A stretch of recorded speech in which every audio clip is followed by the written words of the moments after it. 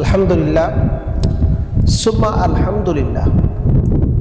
আমরা ইতিমধ্যে দেখতে পাচ্ছি বাংলাদেশের বিভিন্ন জেলায় বিভিন্ন আসনে বাংলাদেশ জামাত ইসলামের সর্বশ্রেষ্ঠ আলেম দ্বীন যারা তাদেরকে নমিনি বলে ঘোষণা দিচ্ছে। ইতিমধ্যে আমরা যে বিষয়টি নিয়ে সোশ্যাল মিডিয়াতে গুঞ্জন হচ্ছিল, আলোচনা চলতেছিল, ডক্টর আল্লামা মিজানুর রহমান আজহারের বিষয় নিয়ে, তাকে কোনো আসন থেকে নির্বাচনের সুযোগ করে দেওয়া হচ্ছে কিনা। কেউ বলতেছিল কুমিল্লার মুরাদনগর থেকে ডক্টর মিজানুর রহমান আজহারি নির্বাচন করবেন জামাত ইসলামের পক্ষে দাঁড়িপাল্লা প্রতীক নিয়ে। আবার আমরা জানতে পারলাম শেখ আহমদুল্লাহকেও নাকি ঢাকার ৯ আসন থেকে নির্বাচনের সুযোগ করে দেবে, তিনি জামাত ইসলামের দাঁড়িপাল্লা প্রতীক নিয়ে লড়বেন। তবে অবশেষে আমরা যেই বিষয়টি জানতে পারলাম, ডক্টর মিজানুর রহমান আজহারি তিনি নির্বাচন করবেন, তার নির্বাচনী এলাকা হবে ঢাকার ১০ আসন। বাংলাদেশ জামাত ইসলাম তাকে সিলেক্টেড করেছে এবং অলরেডি এ ব্যাপারে আলোচনাও হয়েছে। আলহামদুলিল্লাহ, মিজানুর রহমান আজহারি বাংলাদেশের তাওহীদি জনতার হৃদয়ের স্পন্দ, যুবকদের আইকন। আমরা যতটুকু জানতে পেরেছি, ওলামা হযরত যেখানে যে অবস্থায় থাকবে সেখান থেকেই সফলতা আসবে ইনশাআল্লাহ। আর এভাবেই চলবে বাংলার এক প্রান্তর থেকে অপর প্রান্তর পর্যন্ত, অর্থাৎ টেকনাফ থেকে তেঁতুলিয়া, রূপসা থেকে পাথুরিয়ার সমস্ত জায়গায় ওলামায়ে কেরাম যখন নির্বাচন করবে এবং বিজয়ী হবে, যেই সংসদে প্রবেশ করবে ওই সংসদটা আল্লাহর রহমত, আল্লাহর বারাকা দ্বারা পরিপূর্ণ হবে।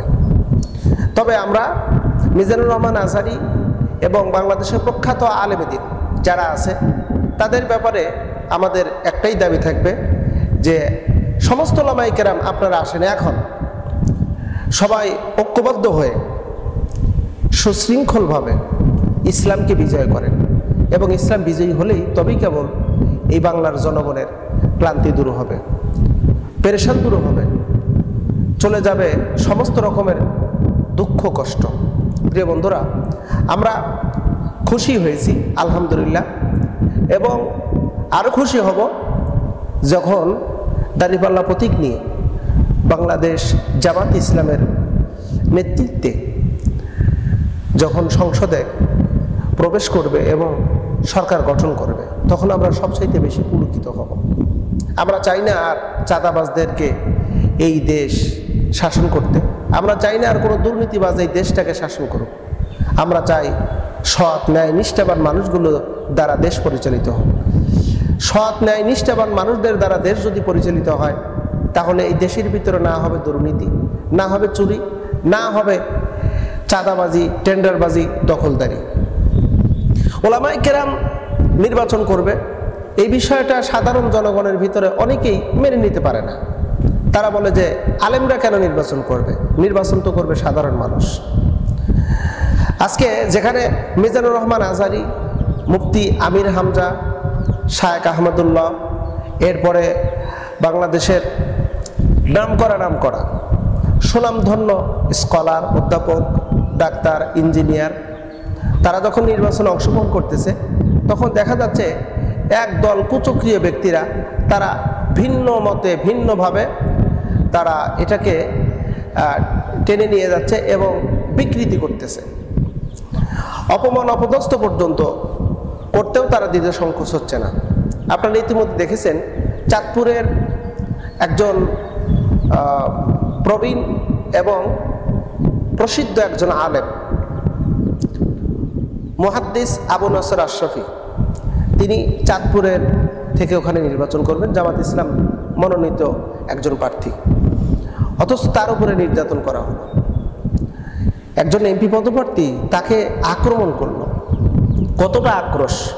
অর্থাৎ সাধারণ মানুষ চায় না আলেমরা নির্বাচন করুক, আলেমদের দ্বারা দেশ পরিচালিত হোক। কেন চায় না? কারণ এদের ব্রেন ওয়াশ করা হয়েছে।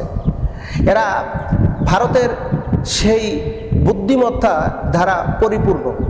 ভারত তাদেরকে যা যা ইতিপূর্বে শিখিয়েছিল সেইগুলো তাদের কণ্ঠস্থ হয়ে আছে এবং সেইটি তারা আমল করতেছে। আমরা লক্ষ্য করে দেখতে পাচ্ছি যে জামাত ইসলামের পথিক নিয়ে যেখানেই নির্বাচন করার ঘোষণা দিয়েছে সেখানেই বামপন্থীরা, অর্থাৎ ইসলামকে সহ্য করতে পারে না যারা, তারা অলরেডি কিন্তু এই ওলামায়ে কেরামদের বিরুদ্ধে প্রচারণা কিন্তু শুরু করে দিয়েছে। নানান রকমের ভাওতাবাজি কথা অলরেডি শুরু করে দিয়েছে। একটা কথা আমরা জানি, মিথ্যা দিয়ে কখনো বিজয় হয় না। যদিও কোনো বিজয় হয়, সেই বিজয় বেশি দিন টিকে না। ইতিপূর্বে যারা অপবাদ দিয়েছিল, ফ্যাসিস্টের দোসররা, স্বৈরচারীরা ওলামায়ে কেরামদেরকে নানান প্রকারের দোষারোপ করেছিল, মিথ্যা তহমত দিয়েছিল, শেষ পর্যন্ত তাদের ধ্বংস এতটাই নির্লজ্জ একটা ধ্বংস হলো যা জাতি দেখে অবাক। আমরা বলি ওলামায়ে কেরাম দেশের জন্য রহমত বরকত, তারা নির্বাচন করুক, তারা দেশকে নিয়ে অবশ্যই ভালো সুচিন্তা করবে, তবে বিদেশিদের তাবেদারি করবে না। আমরা সর্বস্তরের ওলামায়ে কেরামদের জন্য শুভকামনা করি এবং ওলামায়ে কেরাম নির্বাচনে অংশগ্রহণ করুক, এটাই হলো আমাদের কামনা। মহান আল্লাহ সুবহানাহু ওয়া তাআলা ওলামায়ে কেরামদের হাতে দেশটা তুলে দিক এবং দেশের সার্বিক নিরাপত্তা আল্লাহ সুবহানাহু ওয়া তাআলা দান করুক। আমিন সুম্মা আমিন।